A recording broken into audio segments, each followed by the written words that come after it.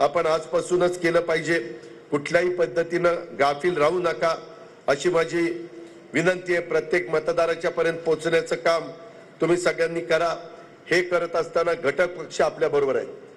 भाजप हा आपला घटक पक्ष आहे, शिवसेना शिंदे साहेबांची हा आपला घटक पक्ष आहे, आरपीआय आठवले साहेबांचा हा आपला घटक पक्ष आहे।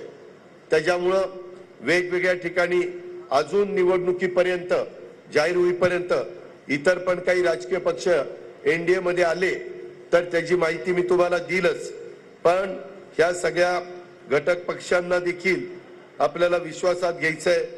त्याच्यामध्ये कुठल्याही परिस्थितीत त्यांना आपल्याला काहीतरी वेगळी वागणूक दिली जाते अशा प्रकारची भावना तिथं होता कामा नये। जे बूथ प्रमुख आहेत, जे पन्ना प्रमुख आहेत, त्यांनी सर्वांनी आपापल्या घरातल्यांशी आणि आपल्या नातेवाईकांशी आपल्या मित्रमंडळींशी सुद्धा सतत बोलत राहिलं पाहिजे। त्यांच्यापर्यंत पक्षाची भूमिका आपला उमेदवार पोहोचवतो का काय ते पाहिलं पाहिजे। उमेदवार लोकसभेचा प्रत्येक ठिकाणी जाऊ शकत नाही। मी 91 साली तुमचा खासदारकीचा उमेदवार होतो, त्यावेळेस मला 3-4 दिवस एकेका मतदारसंघात द्यावे लागलेले होते।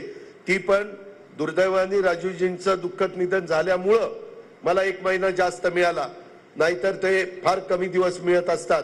त्याच्यामुळे कमीत कमी दिवसात आम्ही उमेदवाराच्या वतीनं आलोय अशा प्रकारची भावना ही तुम्ही मतदाराला सांगितली पाहिजे।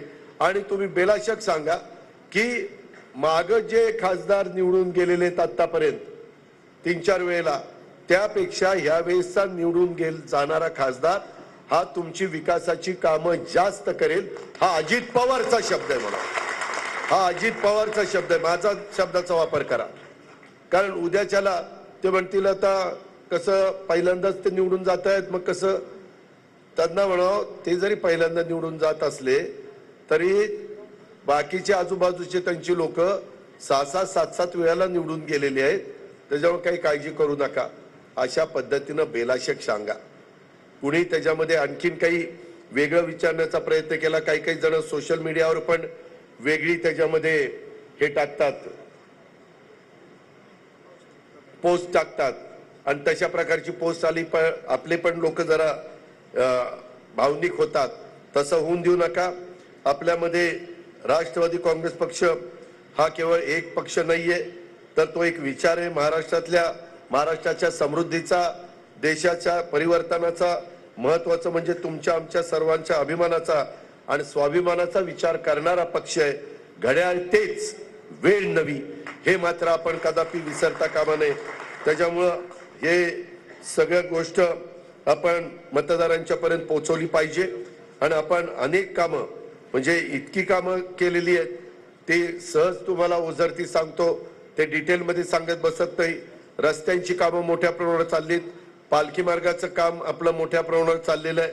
त्याच्यामध्ये पोलीस विभागाची सुप्याला माळेगावला पोलीस ठाण्यांच्या इमारती कशा आपण बांधल्यात, तिथं तारा टॉकीज मध्ये 200 पोलिसांची राहण्याची व्यवस्था कशी आपण केलेली आहे। ट्रॅफिकचा पण एक व्यवस्था नीट होण्याच्या करता तिथंही आपण 350 कॅमेरे बसवण्याचं काम आता सीसीटीव्ही कॅमेरे हातामध्ये घेणार आहोत। बाबूजी नाईक वाड्याचं सुशोभीकरणाचं काम आपलं अंतिम टप्प्यामध्ये, करा नदीचं सुशोभीकरणाचं काम 60% झालेलं आहे, 40% आता मेढेपर्यंत असं चाललेलं आहे। नीरा डाव्या कालव्याचं सुशोभीकरण केलेलं आहे। 3 हत्ती चौकात सिटी सेंटर हा डेव्हलप करायचं काम आपलं चाललेलं आहे।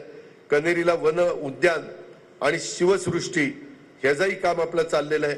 बारामतीच्या नवीन बस स्थानकाचा मगाशीच तुम्ही उल्लेख केला। बारामती फलटण रेल्वे मार्गाला पण जवळपास आम्ही 1100 कोटी रुपये भूसंपादनाच्या करता दिलेले आहेत। म्हणजे संत तुकाराम महाराज पालखी मार्ग आणि बारामती फलटण रेल्वे मार्ग ह्याचं काम चालू असताना भूसंपादनाला 1100 कोटी। मित्रांनो, या 1100 कोटीला इन्कम टॅक्स नाही, हे फार महत्वाचं आहे। त्याच्यावर ते पैसे अतिशय चांगल्या पद्धतीनं आपण गुंतवा, तुमच्या पुढच्या पिढीच्या करता देखील ठेवा।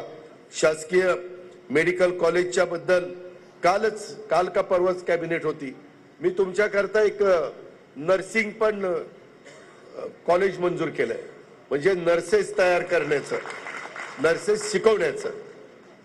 म्हणजे आपल्याकडे होतच, परंतु अजून एक, कारण नर्सेसची संख्या आता मोठ्या प्रमाणावर डिमांड होतीये, तेही काम आपण केलेलं आहे. त्याच्यामध्ये आयुर्वेदिक कॉलेजचं काम मोठं चालू आहे. मला वाटतं आयुर्वेदिक कॉलेज केशवराव तुमच्याकडे भरतंय, बाळासाहेब असतानाच त्यांनी तिकडची जागा दिलेली आहे, त्याही पद्धतीचं काम चाललेलं आहे. जिरायत भागाचा पाणी प्रश्न सोडवण्याच्या करता देखील हे सगळे जिरायत भागातले शिष्टमंडळ आलं होतं आणि त्यांनी बघितली की मी मीटिंग कशी केली. अक्षरशः तिथल्या तिथं एक एक गोष्टी, हे असं, हे काम तुमचं, हे अशा पद्धतीनं इतक्या झटपट आपण निर्णय घेतले. त्याच्यामध्ये आता इथनं पुढं आपण जनाई शिरसाईचं सोलर पॅनलच पुरुषोत्तम दादा आता बसवतोय. त्याच्यावर ते बसवल्यावर मग मी मात्र सोमेश्वरला विनंती करणार आहे की आता लाईट बिल नाहीये, तर त्याचं नियोजन काय होतं, पाटबंधारे खात्याला नियोजन माणसं कमी असल्यामुळे नीट करता येत नाही. तर आपली यंत्रणा आहे, तुमच्याही कार्यक्षेत्रामध्ये पुरंदर आहे, तुमच्याही कार्यक्षेत्रामध्ये आमच्या पुरंदर उपसा सिंचन योजनेचं सगळं कार्यक्षेत्र आहे.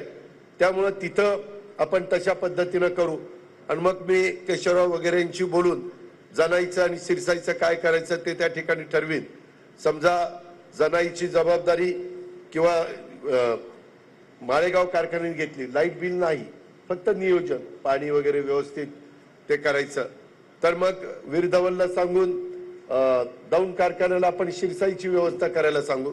म्हणजे मागे काय झालं, मी कबूल केलं होतं, जिरायत भागामध्ये काही जिरायत भागातल्या लोकांना आठवत असेल, पण लाईट बिलच एवढं आल्यावर ते जरा थोडेसे म्हणले की दादा हे आम्हाला जरा भुर्दंड आहे. मग माझ्याही लक्षात आलं, खरं तर ह्या लोकांनी मागणी करायच्या आधीच मी ठरवलेलं होतं की यंदाच्या वर्षी आपण काही ट्रायल बेसवर उपसा सिंचन योजना ह्या